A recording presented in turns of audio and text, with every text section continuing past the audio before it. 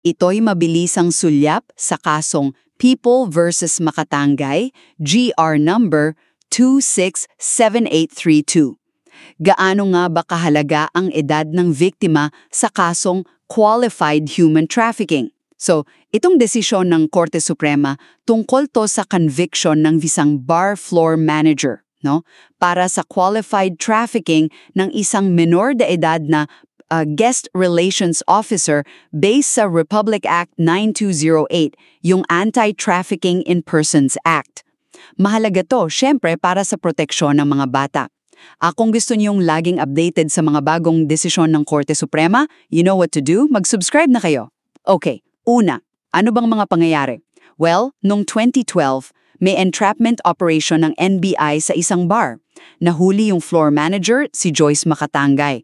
Maraming babae ang na-rescue, kasama na yung 16 years old lang noon na si AAA 267832. Ang naging tanong, sapat ba talaga yung ebidensya para mapatunayang guilty si Makatangay sa qualified trafficking in persons? Pangalawa, anong naging hatol at bakit? Guilty si Makatangay, yan ang sabi ng Regional Trial Court ng Court of Appeals at sinang-ayunan din ng Korte Suprema. Naging matibay na ebidensya kasi yung testimonya ng menor de edad. Sabi niya, si Makatangay mismo ang nag-uutos sa kanya na magbigay ng sexual services sa mga customer kapalit ng bayad.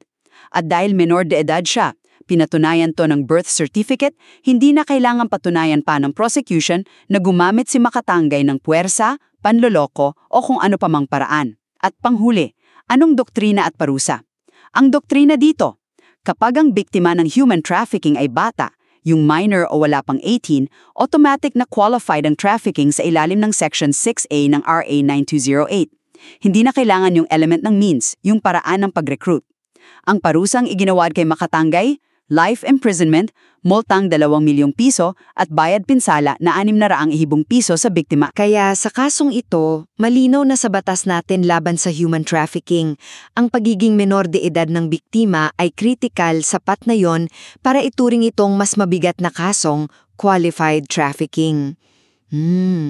Ano kaya sa tingin nyo ang epekto ng prinsipyong ito para mas maprotektahan pa ang mga kabataan natin mula sa ganitong eksploitasyon?